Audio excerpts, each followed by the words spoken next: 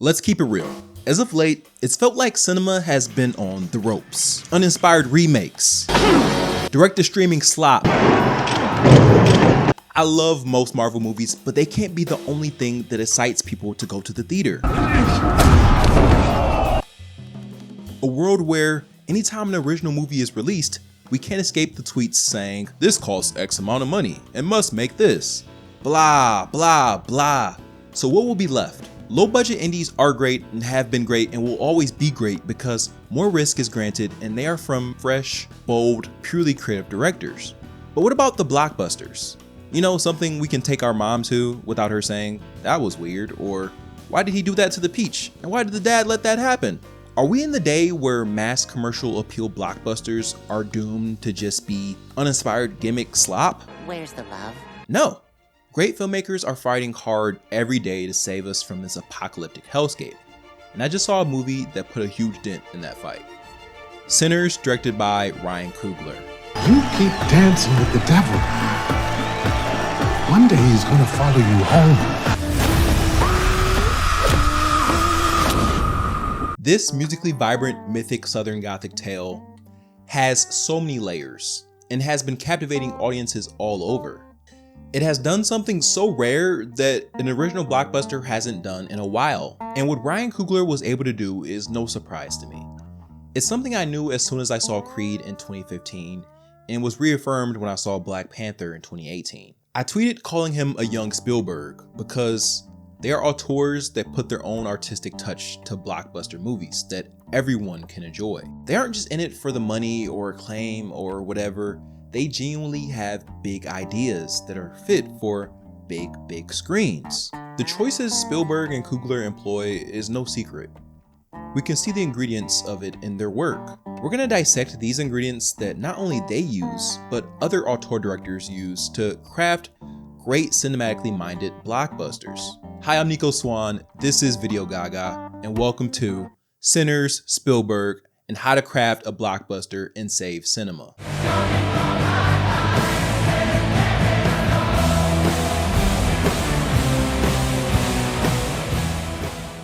There's no better first ingredient to dive into than the reason I was so eager to see this movie in the first place. I didn't watch any trailers because for most movies that I know I'm going to see, I like going in blind. But then I saw a few forced on 10-second ads and wasn't too excited. I'm not the biggest horror or vampire person, so I thought maybe I can wait to see it. I can catch a matinee on a small screen after the hype dies down. But everything changed when I saw this video. A few film strips along here. This is Super 8 film, which was used for like home videos and has a real beautiful aesthetic. All the classic marketing gems of Haley Steinfeld, vampires, interviews, buzzy behind the scenes drama, it had nothing on this simple video of a master at work, explaining the craft. I know I'm not alone because I saw a lot of people sharing the same sentiment. It was impossible for a cinephile to hear this technical jumbo and not want to see this movie on the biggest screen possible. In this video, Coogler discusses the different formats of film. He elegantly explains the great lengths taken to capture the film in the way the story deemed necessary. So that's why our first ingredient is format. Format is a big reason a blockbuster even is a blockbuster. If people are paying extra money for that IMAX seat, they want you to make it worthwhile. Actual film, whether it be 35mm or 70mm. Blockbusters have used format as a gimmick since the beginning of time. Color your life with Technicolor. But these gimmicks were rarely a cheap marketing ploy, they were technologies that rushed audiences to the theater. Beautiful advancements like VistaVision, Technicolor, IMAX. Along with a nice pretty format, the blockbuster has great special effects. Whether it be George Méliès's Trip to the Moon, where people were sure they were seeing witchcraft on film, Spielberg with Jurassic Park, and this same choice even propelled Avatar to be the highest grossing film of all time. In Sinners, we got the classic twins effect. We love seeing this on film and always preferred to actual twins. Remember The Parent Trap? No, the original one. They could have casted real twins. It was 1961. It certainly would have been easier, but the gimmick had people going to the theater in droves to see how the effect could be done. But is format the most important? Hell no. And any aspiring filmmaker should know it's least important. Just look at Ryan Coogler's first film, Fruitville Station. It was shot on 16mm, a cheaper film alternative which is synonymous with indie movies, even though 16mm is cheaper and grainier. The story is the real strength, and 16mm works for the type of story they were telling. A very personal one that turns this monumental moment in American history into a bare human day for just a regular guy. We connect to Oscar Grant, and even if we knew his story beforehand, the movie makes you instantly forget, as it seems like you're just watching a regular day unfold. We see all the regular highs and lows of a regular man trying to do his best, spending time with his daughter, trying to make his relationships work, trying to provide for his family. Coogler's storytelling here is enhanced by the more homegrown feel of 16mm.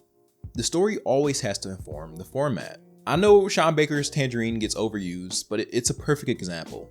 If you're following homeless working girls as they run through the street, would that story be enhanced by 75mm? Probably not. Baker decided to shoot this on iPhone, and that choice fits that story, and the story holds strong. I've shot a good amount of Super 8, and it feels so cool to shoot on something you can feel. You can feel the camera pittering through the film as you're etching life into the physical form. But I've shot mostly on digital, and it works well too.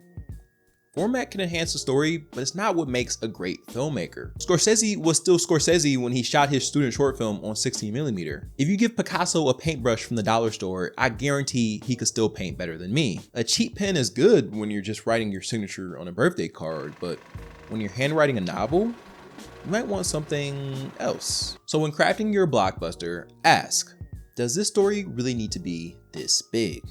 Is it really a blockbuster, or do I just want it to be big? Now, getting butts in seats can be easy, but you want them to tell their friends, their coworkers, the world. Tell them you have to see this movie in theater as soon as possible. You might see it twice. It might encourage discussions for years to come. It has to be bold and captivating. During an interview at my last film premiere, I discussed aspiring to make films where people felt like they had to go see it. I want to write and direct movies that are like event movies. It's like, hey, the new Nico Swan joint just dropped. You wanna stream it? And they're like, nah, we gotta go see that boy in theaters, you know. So I just want to keep on making stuff that I love, and making stuff that makes people feel stuff, because that's why we're in the business at the end of the day. I was so inspired and proud when I heard Coogler expressing the same when promoting Sinners. You know, I came up going to the movies in the 90s where every weekend there was something in there that felt exhilarating, and me, I wanted to pay back, you know, the theatrical audience, you know what I'm saying? Like the same things that I feel were reported into me. We can all think of movies that just start off like little embers, and then more people talk about it, and it grows and grows and becomes an uncontrollable fire that is part of the zeitgeist. Little things can add to the fire to get it started. This is what the Coogler Kodak video did. One big ember, and mix that with the burning bark that was the 100% Rotten Tomatoes score off the gate, then boom, your fire has life. This growing fire is what happened in 2015 when I watched Get Out.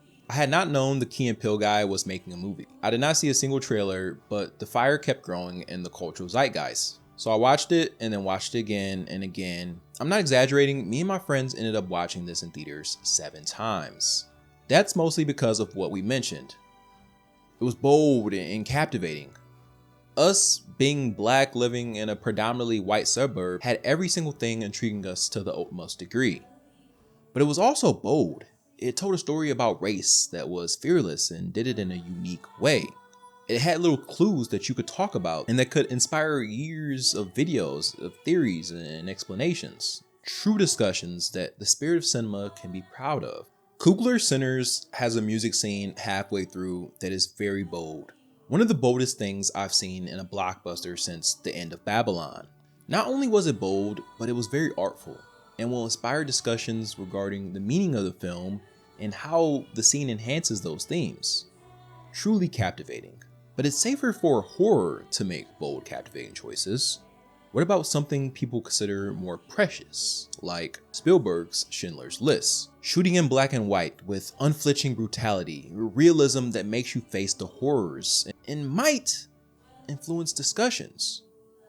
Or might just influence your inner reflections that never leave you and leaves a taste that you will always live with. My movies, are kind of rubber bands, and sometimes even stretching to the breaking point between genres, between a science fantasy or science fiction genre, or between an adventure horror film, and then all the historical films I make. So I do vacillate back and forth between.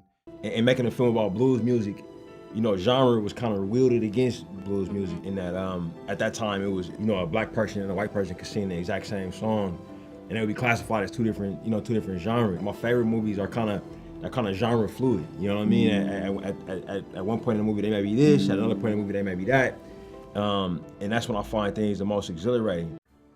Most blockbusters are genre pictures, action, sci-fi, western. When crafting a populist picture, genre is a great way to get a butt in the seat, but it can also be a gateway to something else, something more. This is what Spielberg truly pioneered. You think you're just watching a popcorn thriller about a killer shark, but that popcorn is laced with a story about human greed and existential dread. You think your popcorn is just a lighthearted family movie where kids adopt an alien, but you're really watching Spielberg unpack his childhood loneliness of his parents' divorce. This choice is what takes a blockbuster from just a mediocre run-of-the-mill picture and elevates it to something truly special. Other movies are usually more direct when they want to tell you something, and even more so when telling you what the film's about. But when making a populist blockbuster, you're getting people from all walks of life. Different values, different cultures, different everything, but all sitting side by side to experience your movie and connect to some universal human experience we all have. So you gotta slip it in light. Tread carefully. If a blockbuster started off from the beginning saying, hey, this movie's about the dire socioeconomic state of Black Americans and how certain environments groom negative violent solution to a negative violent problem, then that might alienate people. People come in with their own baggage, their own predetermined beliefs and biases. And also, no one likes to be preached to. It's why people hate Crash to this day. Normal people on the left or right equally hate this, and that's why a lot of conservative comedy falls flat on its face. I know you're not a woman. Hey, you don't know how he identifies. If entertaining becomes second to trying to make a point, then you're gonna lose every time. But if your audience is hooked, they might be more open to whatever themes you want them to take in. So much more than if you started preaching from the start. So you gotta craft your blockbuster with story being key, and how the message supports that story. Themes enhance story, message enhances themes, and so on, like a glorious snake eating itself. And this can be done while still being fearless in messaging. It's why Get Out can be liked by so many. It's why even though I might disagree politically with Clint Eastwood, I love a lot of his films. Now finally, we got our most important trait. Personal specificity. This is what dooms a lot of blockbusters. People think writing for a big audience means you have to make it as open-ended as possible to relate to as many as they can, but it does the opposite. Let's do an example. I'm going to tell you two stories, and you tell me which you relate to the most. It was December, the last day before holiday vacation. I gathered with friends one last time, and we connected about how happy we were going to be to have all this free time. We went outside and looked at the sun, happy to go home to our families. When I got home, my mom had made me my favorite dessert, and her and my dad gave me the biggest hug and said, "Happy holidays, we love you." The end. Okay, now story 2. 2008, it was the first day of Christmas break, and just when I thought I could forget about my hellish homeroom teacher for a couple weeks, I remember we have a recital tonight, and boy would I rather do anything else. Finish beating Lego Star Wars on the PS2, watch a DCOM, help my grandma redecorate her living room for the 20th time. Literally anything else. As me and all 30 other kiddos are lined up, we begin to sing. Well, they begin to sing. I have not sung once during the rehearsals. I have been mouthing along the entire time. Most kids did at first, but folded under pressure from our teacher when she said, "I'm not hearing everyone's voices." But I did not. Instead of singing, I'm thinking about how last year I stayed up all night to try to catch Santa and did not see as much of a white hair. The end. Which do you prefer and why? It's human nature to think safe, nondescript relates to more people. It's why modern design and the corporate world is so depressing to look at. I'm sure even a person who doesn't know what Lego Star Wars is, or someone in an entirely different country who doesn't celebrate Christmas, can still relate to the second one more, because they can sense the authenticity and put themselves in my shoes. This can be seen in the extreme, like in one of my 2022 favorites, The Fabelmans, which is a very autobiographical story about Spielberg's life. It is so amazing and shows how vulnerability in the filmmaking process is crucial to connecting to a mass audience. But young filmmakers, please beware. If you're crafting a blockbuster, this literal interpretation of this ingredient should be few and far between. I can't tell you how many student short films I've seen where I'm thinking, oh my goodness, the self-insert is self-inserting too much. This is too much on the nose. It just doesn't work. If I have to watch another student short film about an aspiring artist with relationship trouble, I'm gonna pull my hair out. And to be honest, folks, most of us are normal people, and our struggles don't translate to the screen. If you're using your personal experience to inspire a blockbuster, you have to add that cinematic shine. Exaggerate, contextualize, add genre.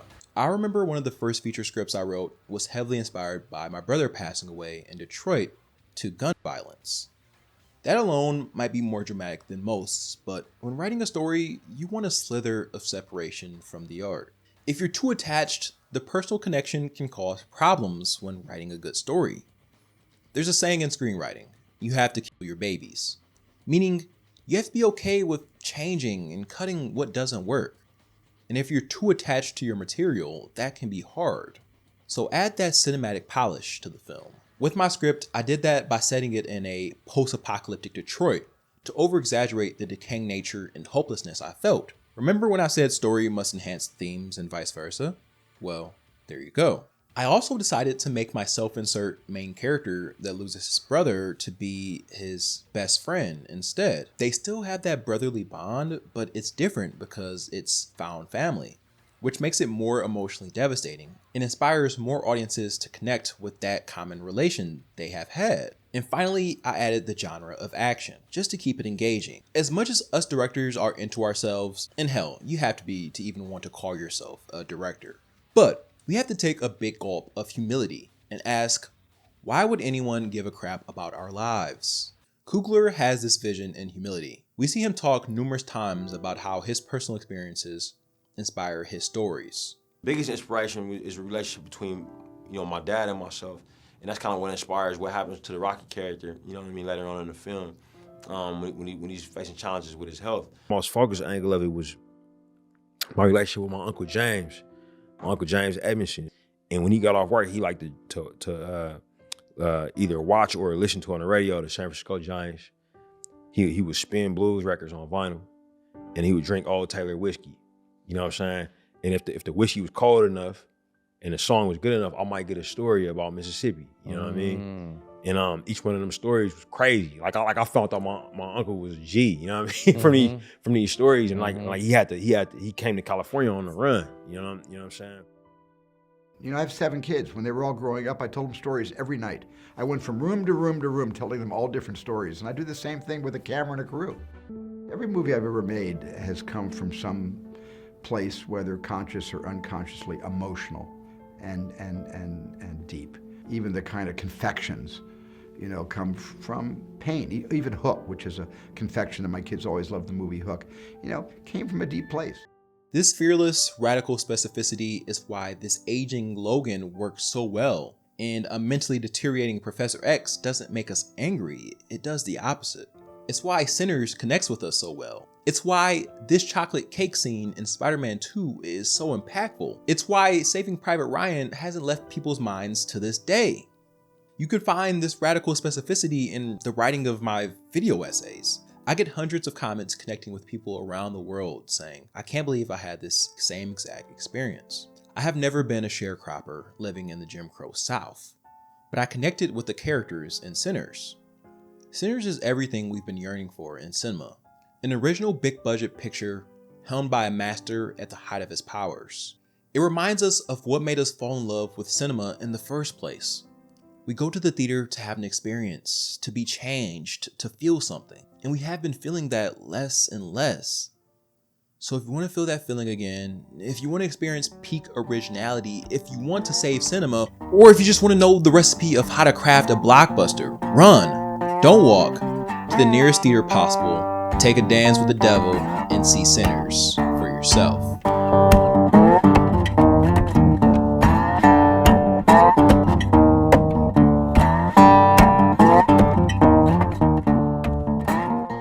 Howdy friends, my name is Nico Swan. I'm a lifelong filmmaker, lifelong film watcher, lifelong Ryan Coogler supporter, and thank you guys for watching all the way through. If you made it all the way through, just so I know you're part of the tight Video Gaga community, leave a comment and at the end of it say devil. Spelt in a way that won't give us bad karma. Devil. But yeah, thanks so much for watching this. It's so cool talking about Ryan Coogler. You know, it's really cool to see someone that you aspire so much to be similar to and see them doing everything that you kind of dream of. And it's really cool because like once you like replace jealousy in your life with admiration, you're gonna be a lot happier. And go see Sinners. I wish I was somewhere cool where I could see it in a lot of different ways, but see it anywhere. You know, I was gonna pull out the hot take saying like, honestly, hot take, you don't have to see everything on the biggest screen possible. I'm saving the juicy clickbaity hot take to the end because I don't want the wrong people to get it.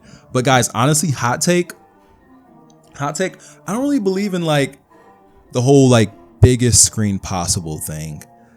Like I remember my first experience watching IMAX when I lived in Michigan. IMAX, we got our first IMAX screen in around the 2000s. And one of the very first movies that they played on IMAX was Star Trek. And it was like 2009. Me and my father took me. And I just remember being like a little bit off to the left and the screen being so big. And it was so big that I couldn't see anything. Like all I saw was just like the left part of like the faces. Like I would just see like a big face. And I was just like, this is not fun. This is like supposed to be. So I don't know. It's kind of like, I feel like some screens, if it's like too big, you got to be like in the right spot. But maybe my eyes were just small because I was a child. But just the theater experience overall. You got to see it in the theater. I didn't think I was gonna make this, but I saw it and I was like, ooh, this is profound. I gotta make something. If you want to follow my letterbox, Nico X Swan in the description. If you want to follow my film career, or just me, Nico X Swan on Instagram. And yeah, subscribe so you can see the next video, Hidden Gem Movies, how to love them and not gatekeep. All right, love you guys. Bye.